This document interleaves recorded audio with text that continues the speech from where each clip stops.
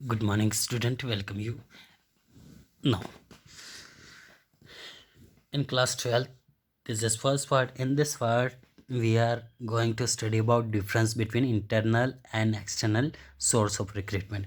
हमने पिछले टॉपिक में देखा है, इनके फीचर्स देखे हैं, ठीक है। तो अब यहाँ पे हम देखते हैं जो इंटरनल रिक्रूट होता है और एक्सटर्नल रिक्रूट होता है, दोनों में क्या डिफरेंस है, कंपैरिजन तौर पे देखेंगे। तो मीनिंग देखिए, internal recruit means making use of exist staff to fulfil up the vacant job position in the organisation. देखिए, इंटरनल रिक्रूट का मतलब होता है कि यदि आपके स्टाफ में 10 से 15 मेंबर है, ठीक, तो एक आध कोई सीट सपोज ट्रांसफ़र हो गया या किसी ने रिज़ाइन दिया या किसी का डेथ हो जाता है, तो उस पोस्ट को भरने के लिए हम उन्हीं में से किसी को उस पोस्ट के लिए अपॉइंट कर देते हैं।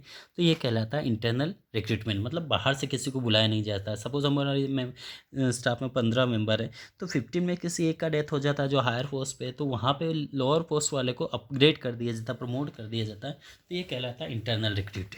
अब एक्सटर्नल रिक्रूट सेम इसका अपोजिट हो जाएगा, मतलब बाहर से देखो वैकेंट सीट हो गई तो हम बाहर से पीपल को रिक्रूट करेंगे, तो ये कहलाएगा एक्सटर्नल रिक्रूट, ठीक है।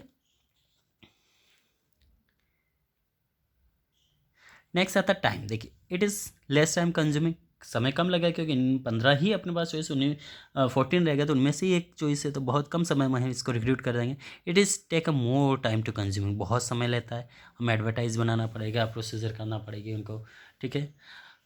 वॉक इन इंटरव्यू करेंगे, टेस्ट करेंगे, सिलेक्शन करेंगे, फिर उनको ट्रेनिंग प्रोवाइड करेंगे, तो बहुत लंबा समय लगता है, ठीक है।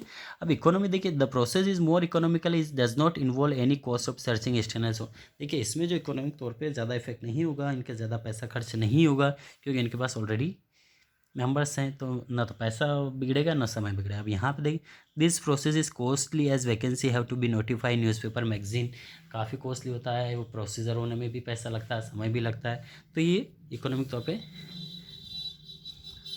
हार्मफुल रहती है एक ऑर्गेनाइजेशन के लिए। अब देखिए, there is a limited choice of so better quality may not be assume. देखिए, क्वालिटी है यहाँ पे ज़्यादा नहीं हो मिल पाती, क्योंकि जो है वही हमें 19 में से चूज़ करना होता है। यहाँ पे देखिए, it provide wider choice to best quality of assume, यहाँ पे काफ़ी वाइड जो रहे जो हमारे पास ऑप्शन होते हैं, बेस्ट क्वालिटी का कैंडिडेट हम सेलेक्ट कर सकते हैं, टेक्निकली काफ़ी एक्सेस होगा, न्यू आइडियाज़ इनोवेटिव पीपल आएंगे यहाँ पे, तो इस तरह से ये बेनिफिशियरी होता है एक्सटर्नल। अब लास्ट आता है मोरल ऑफ द एम्प्लॉयज। देखिए, the method boost of the moral of the employee because exist staff get chance to promotion. देखिए, मोरल जो बूस्ट होगा, जो एग्जिस्ट एम्प्लॉय होंगे उनमें एक एनर्जी आ जाएगी, बूस्ट होगा कि हमें हायर पोजीशन पे एम्प्लॉय करेंगे, तो वो कोशिश करेंगे अच्छा करने का। और यहाँ पे this method bring down the moral of the employ as the do not get chance to growth of the development. देखिए, यहाँ पे मोरल कुछ नहीं रहेगा, ठीक है। बाहर से आ रहे तो सुबह की बात है, लेकिन ऐसा नहीं कि ये नहीं में मोरल है, ये भी बाहर से फ्रेशर आते हैं, ये भी काफ़ी कोशिश करेंगे ऑर्गेनाइजेशन के लिए, डेवलपमेंट के लिए, ठीक। तो देखिए, इंटरनल एक्सटर्नल प्रमोशन ट्रांसफ़र। लेकिन यहाँ पे यदि एक्सटर्नल जो हम रिक्रूट करते हैं, तो देखिए कितनी प्रोसीजर होती है यहाँ पे।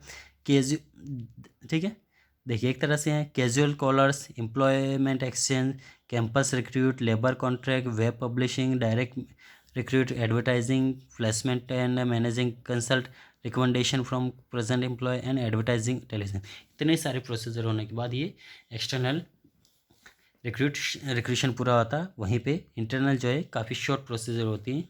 ओके, नेक्स्ट पार्ट में हम स्टडी करेंगे यहाँ पे सिलेक्शन, ठीक है। अब रिक्रूट की बात होता है सिलेक्शन। Thank you.